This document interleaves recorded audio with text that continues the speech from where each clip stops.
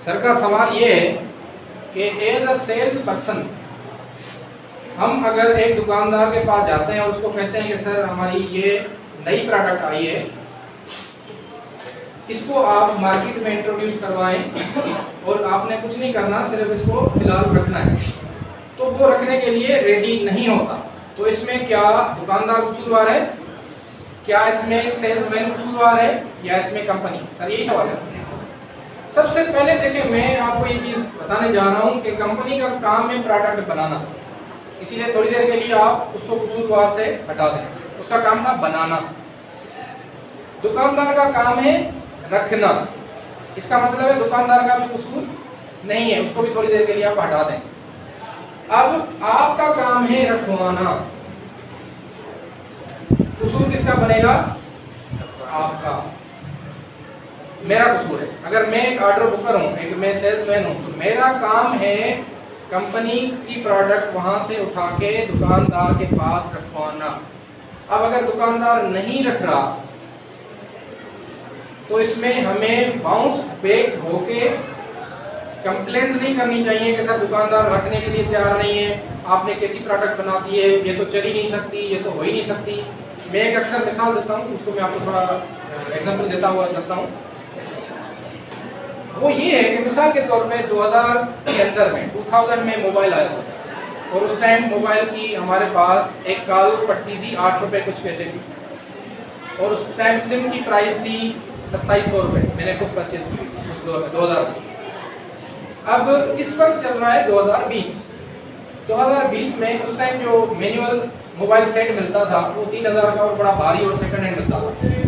इस वक्त अगर कोई भी ऐसा सेट यूज़ करे तो उसको हम कहते हैं आउट ऑफ वर्ल्ड पर्सन, यानी आउटडेटेड पर्सन, एक्सपायर पर्सन। ये तो खत्म है भाई, इसके पास टच मोबाइल नहीं है, इसके पास मतलब वक्त के साथ ये नहीं चल रहा। इस चीज़ को, इस मिसाल को थोड़ा समझने की कोशिश कीजिएगा, क्योंकि इसी में जवाब है आपके इस सवाल का। अब मैं आपसे ये सवाल करता हूँ, अक्सर ट्रेनिंग में मैंने ये सवाल तो की है, क्या मुझे ये बताएं कि क्या 2020 में जो आपके पास टच वाला मोबाइल है, इसकी आपने फरमाइश की थी कंपनी को कि मुझे ये टच भाई, अभी तो ये 2000 चल रहा है, मैनुअल सेट चल जाएगा, लेकिन 2020 में तो भाई इससे गुजारा नहीं होगा, और उसमें मुझे व्हाट्सअप भी चाहिए होगा, व्हाट्सअप के बगैर मैं सेल कैसे दिखाऊंगा, और उसमें फेसबुक भी चाहिए होगा ताकि मैं फेसबुक को दिखाता चलूँ। तो क्या आपने ये सवाल अपनी मोबाइल को लेने के लिए कंपनी को भेजा था कि सर 2020 में मुझे टच वाला चाहिए होगा, उसमें व्हाट्सअप भी हो, और अगर फेसबुक हो तो सवाल ही पता नहीं है, मैं फेसबुक के बगैर लेना ही है। तो रिसर्च करके मैं उसी पे आ रहा। अब बेसिकली पॉइंट क्या है कि consider yourself just like a brand.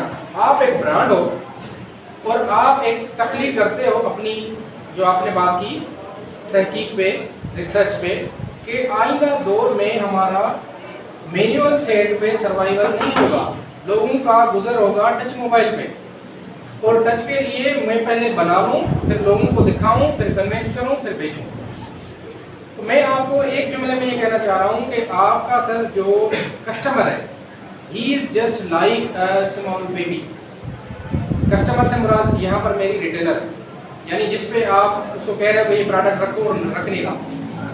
हाँ, तो जो प्रोडक्ट वो रख नहीं रहा वो एक नादान है, उसको यही नहीं पता कि आज जो मैं प्रोडक्ट रखूँगा कल वो मजबूरी बन जाएगी, कल वो आपकी ज़रूरत बन जाएगी। तो मैं सर कहना ये चाह रहा हूँ कि बेसिकली आपने कस्टमर को, यानी दुकानदार को कन्वेंस करना है with confidence and with support कि सर आप ये रखें, ये बिकेगी, ये नहीं बिकेगी, 30 दिन आपके, 31वां मेरा, मैं उठा लूँगा, लेकिन 30 दिन तक आपने इसको अपने पास रखना है, क्योंकि जब तक वो आप रखेंगे नहीं ना, वो बिक रही या नहीं बिक रही ये डिसाइड करने वाला आप नहीं, कस्टमर है। लेकिन सबसे पहला ज़रूरी चीज़ ये कि आप रखवाएं तो सही। इसकी और एक आसान मिसाल मैं आपको बताऊँ, अगर आपके घर में बच्चे हैं छोटे और वो कहते हैं कि बाबा मेरी आज तबीयत ख़राब है, मैं स्कूल नहीं जाऊँगा, तो आप उसको पहले दिन तो बोलोगे कोई बात नहीं बेटा यहाँ खेलो, दूसरे दिन फिर बोलता है बाबा मैंने तबीयत सही नहीं है, स्कूल नहीं जाना। अब उससे चीज़ें हो सकता है, तीसरे चौथे दिन आप सोचेंगे कि भाई इसने तो ये आदत बनाई हुई है, आप क्या उसको घर पे छोड़ देंगे? नहीं छोड़ेंगे, उसको मोटिवेट करेंगे, इंकरेज करेंगे, स्कूल ले जाएंगे। या इसकी एक और मिसाल ले लें, अगर आपके बच्चे को खुदा न खास्ता टेम्परेचर है, बुखार है, तो आपको पता है कि दवाई अंदर जाएगी तो बुखार बाहर आएगा। अब वो बच्चा कहता है मैंने नहीं खानी दवाई, तो बच्चा है नादान। आपने उसको दवाई मोटिवेट करके या जैसे तैसे देनी है, ताकि उसको नहीं पता कि दवाई में खाऊंगा तो मैं सेहतयाब होऊंगा। दुकानदार जो भी होता है ना सर, वो बेचने के लिए बैठा है, लेना कस्टमर ने होता है, लेकिन रखता वो है और बेचता वो है।